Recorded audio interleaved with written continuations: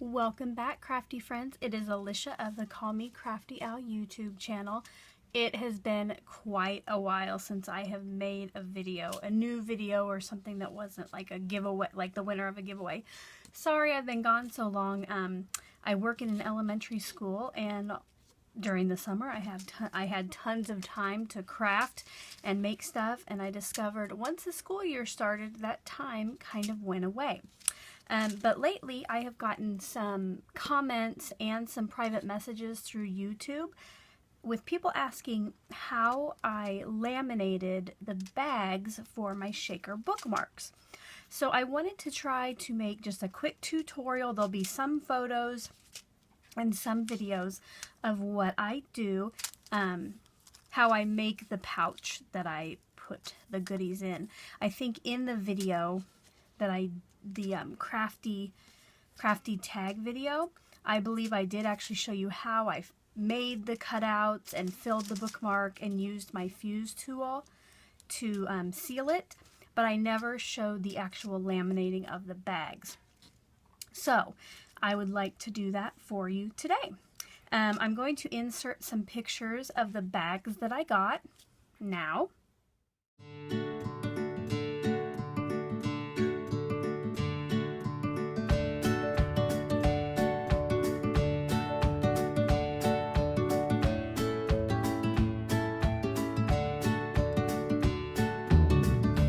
Okay, so those bags I picked up at Hobby Lobby, and what I did first, you can see the bags, they are almost 10 inches long.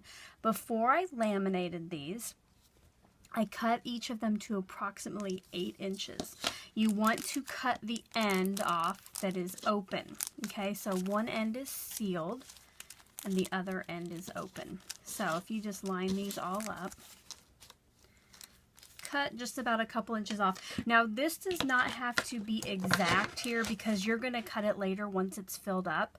So I just take some off the end here.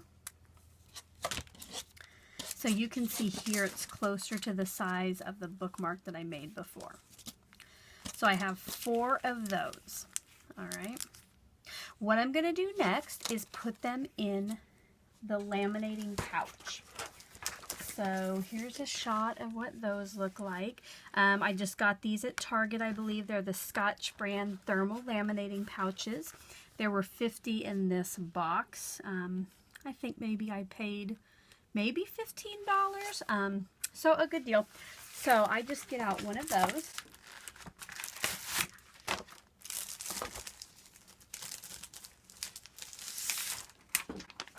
Okay, so here's what the laminating pouch looks like before it has been run through the laminator. It's, I think, about 9 by 12 or so. One of the short ends is sealed. So what I do is to make most use out of it, I take my 4 baggies and I lay those in here.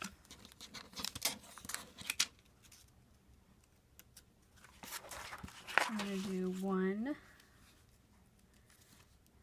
up and down, and these other 3 I'm going to do left to right here.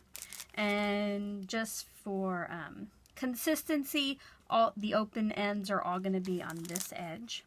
Okay, so you're going to close it up carefully because any air movement might make your bags move. And I don't know if you can see those in here, but I have 1, 2, 3, 4. So what I'm going to do now is run this through my laminator. I'm not going to show you how I do that because I have to go to a different table where my camera is not set up. But I do have a video where I show laminating a piece of paper or a schedule. I showed that, so I will link that below. I'm going to use the 3 mil setting on my Scotch thermal laminator when I run these through. All right, I am back. I have laminated the sheets and I already cut one off.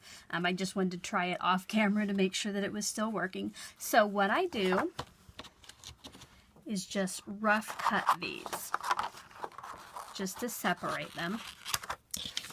And then you can kind of see when you laminate it where the lamination has sealed. There's a little bubble outside of the bag. So when you go to trim that, you'll want to stay just a little bit outside that so it will stay sealed together.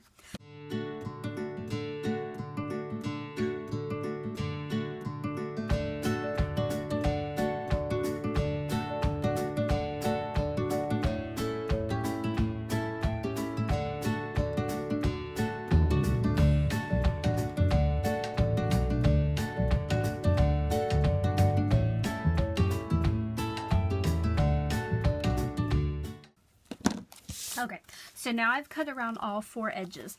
This is my end that was not the unsealed end of my bag. So what I'm going to do is just use a bigger pair of scissors, and I'm going to snip that end off. And that's probably like 1/4 to 1/2 of an inch. I go ahead and cut off a little bit more just so when I go to open up the bag, I seem to think that's easier for me. So this is the tricky part. Now you have to try to get that to come apart. This is probably the hardest part of it all. I'm going to find a piercing tool and see if that will help me. So you just have to gently find out how it's opened. All right, so there. I just used my piercing tool and started to push, and then the bag starts to come open on its own. I know this is clear, so it's hard to see on the camera. I usually then, just to help fill it, go ahead and put the piercing tool all the way down in there. Kind of open that up, give me some room. All right, so now your bookmark is all ready to be filled with your goodies and then sealed. And like I showed you in the crafty tag video, you really have to let the fuse tool heat up quite a bit, and you just have to be patient and work at that a long time to get it to seal, because you want it to stay so your bookmark is all nice. Another tip, these edges are pretty sharp with the laminator, so I usually rounded those before I used them or gave them away. So again, here is it ready to be filled, and then here's an example of one after it is filled. Thank you so much for those of you who watched. Sorry it took me so long to make this video. I temporarily lost my laminator, and then I see that it was pretty much like right in front of my face, but I just wanted to do that for you today. I hope you enjoyed it, and I hope you'll like the video below if you did. And if you happen to make any of these, I would love to see them. So if you share on Twitter or Instagram, I would love for you to link me up. I'll put my information below. Thanks so much, friends. Bye.